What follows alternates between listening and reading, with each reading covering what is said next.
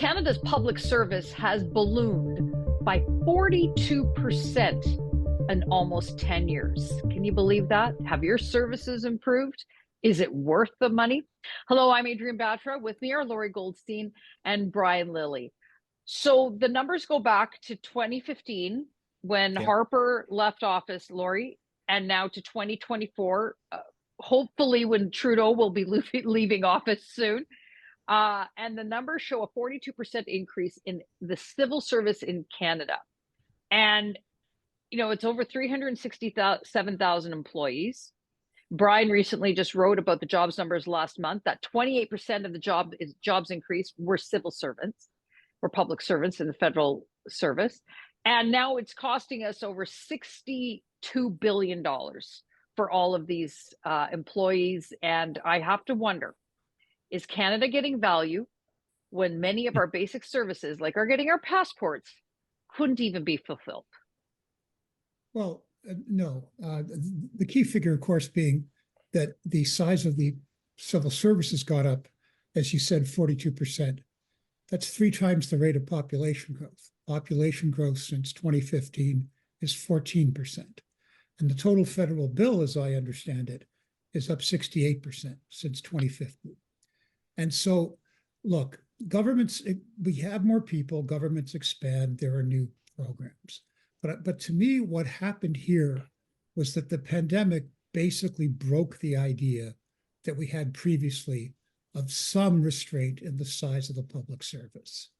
The federal government can argue that it needed more employees to churn out benefit checks during the pandemic. There were extraordinary things going on. And while there's been some reduction, it has not compared at all to how much it was ramped up. And then we have, as you know, not just reports by the Auditor General, but the Parliamentary Budget Officer, which basically talk about we are not getting good value for money.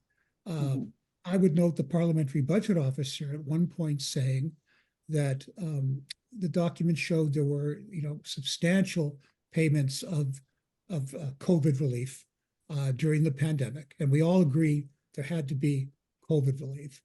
But now there are known cases of overpayments. And the CRA says, well, it would be too complicated to go after that. And I remember Yves Giroux, the Parliamentary Budget Officer, being astounded by that attitude. You're running these kind of deficits and you're not trying to get back money that was wrongly paid. You're not going after people who needed the money. You're going after people who played it, wrongly. Then there was another one, Blacklock's reporter reported $8 billion, an overpayment of $8 billion. And they can't even find out from the Civil Service Appropriate Committee, well, who was responsible for this? Sorry. Well, apparently no one was responsible. It's the other Randy. Yeah. The other Randy's responsible. Yeah, yes. This is well, Brian. It's of course, when you look at where the increases are, a 300% increase in staff in women's and gender and equity, over 100% increase in immigration in terms of staffing. And again, 2015 to 2024, these are these numbers. Over 40% increase in staff, to Lorrie's point, in the CRA. So they've got more tax people coming after us, but they don't seem to know what the heck's going on in spite of such double-digit increases in staff. Look, it's not about competent management. It's about ever-growing expansion. Now, I don't know why you're being a misogynist and picking on the Department of Women and Gender Inclusivity. It's beyond me, Adrienne. We should all celebrate a 350% increase in that department, or 325%. It's the most ridiculous department ever created. Anyway. Well, it's a 325% increase, I believe it is, in infrastructure. And I would look around and say, where and why? You always have to ask, are you getting better services? And the answer is no. And, to Lorrie's point, 14% population growth, 42% civil service growth. You could argue that you needed to increase it, but not by that much. I've seen the TrueAnon liberals come at me after sharing this story online. Well, we needed to increase after Harper. Harper increased during the 2008-2009 financial crisis for the same reason that Trudeau had to increase during the pandemic. But he also reduced it. He didn't take it all the way back to where it had been before, but he reduced it. Trudeau's ramped it up. He shows no plans to rein it in. They talk about fiscal prudence and then increase spending by 7.5%. This is not a government that knows how to do restraint on anything. But about the only good thing I could say from this report is that we only went up by about 10,500 new extra employees last year, whereas 2 years ago, it was more than 20,000. So maybe you can say we're slowing the rate of growth, kind of like inflation. But that's the best you can say out of this.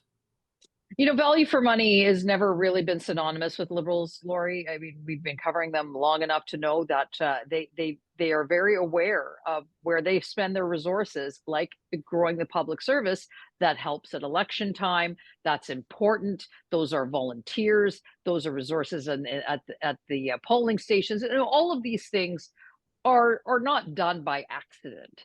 But there is a very real problem in this country when we have over $1 trillion of debt. We posted billions of dollars, over $60 billion deficit, or $23 billion deficit in February. I mean, eventually these debts and they add up to taxes for the future. So I'm wondering from the Conservatives' perspective, who we know Poilievre is going to come in with a hatchet. Does the public service become sort of the target of that, in the sense of looking at those reductions, when we know that whenever you look at reductions in the public service, be it provincial or federal, that becomes like a rallying cry for the left, the unions, scaring away people? What's your take? Look, I think we can predict what's going to happen. If Poilievre comes in, based on some of the promises financially he is making, there's going to have to be significant cuts. And so, to me, what the Liberals are doing is, to me, already preparing the groundwork for being in opposition. Look, anything can happen in an election. We know that. But if you're looking at the current polls, you're going to go very likely in, sometime after June of 2025, there's going to be a Conservative government. It's going to have to restrain spending. And what I hope the Conservatives are honest about is, during that election, explain that, look, we don't want to just fire people for no reason. And no, you shouldn't fire. I'm sure there are areas of the government where they need more staff, where, they're being run very efficiently and they know what they're doing, but they could do more, either in terms of delivering service or saving us money, if there were more staff. I'm not saying that would be the majority, but there'll be cases. In other words, you don't just want to take a hatchet job to everybody. But I think, we have to prepare, they have to prepare the groundwork, as, lo and behold, John Chrétien and Paul Martin did. When we were facing a financial crisis in the 1990s, they telegraphed it. We have to do this. Tens of thousands of civil servants were let go. It was regrettable. It was sad. Everybody wanted them to receive appropriate benefits, but it had to be done. The other thing to remember is that the federal service is always the one that attracts most of the attention, but we're also talking about municipal and provincial, and what we have now, to me, is we have an underclass of taxpayers. It's 80% of us who don't work in the public sector, versus the 20% who work in the public sector. And there have been studies after studies. Their pay on average is higher than people in the private sector. They have better pensions. They retire earlier. They take more sick days. Now, what the left will say is, well, everybody should be in the public service, and that but that's not the answer. And yes, everybody pays taxes. I agree with that. Everybody, no matter what, in the public and private sector, pay taxes. I get that, and I'm not talking about taking away rights that civil service unions have earned. You can't just slash their, but we've got to start thinking about that. We're going further and further underwater, and to me, we're creating a public service class that, on the whole, don't understand the economic challenges of now there are rich people in the private sector, I'm not saying that, but they don't understand what I would say is a typical working class family, middle class. They're always talking about that. I don't think a lot of these people, I certainly see it in politicians, I don't think many of these public servants who are in charge understand the economic challenges that people are facing today. And I think part of it is this continuing growth and increase in benefits and pay to the public sector. Also, Brian, final thoughts to you. They're 5 times less likely to be fired. That's huge in our economy. Sorry. So, Brian, final thought to you on this. I think it's an important point that obviously the civil service needs to be realigned, streamlined, slimmed down, and then proper resources allocated to departments and agencies and where it's necessary to potentially have an increase.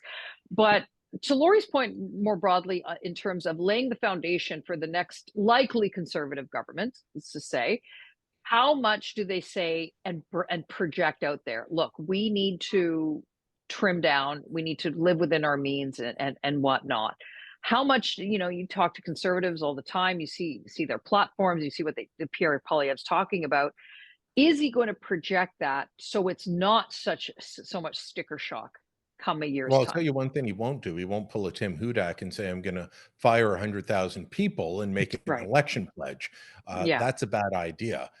And also, as much as we think the civil service is bloated, if they fired 100,000, that would be dramatic and probably going overboard. So you used the word hatchet. I don't think he's going to come in with a hatchet. What Pierre Poilievre has been talking about is cutting waste. And so maybe he cuts your favorite department of women, gender, and inclusivity and all that. And that will anger some people, but not most voters.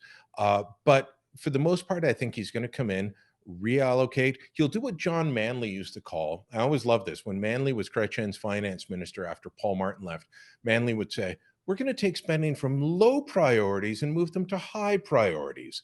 You're going to see that sort of thing. He's talked about a dollar for dollar swap out. If you want to bring in a new dollar of spending, you've got to find a dollar of savings. I think it'll be more of a scalpel than a hatchet. And it'll take a couple of years. I don't expect a slash and burn. There might be a couple of things that get cut that are big ticket right off the top. Let's hope he does defund CBC. But mostly, I think it'll be grow the economy while holding spending and cutting with the scalpel. Well, with a 42% increase over 9 years in the civil service, are your services getting better? I think the short answer is no. Let us know what you think in the comments below. Like this video and subscribe to our YouTube channel, and go to thetorontosun.com. You'll find commentary and coverage there you will not find anywhere else.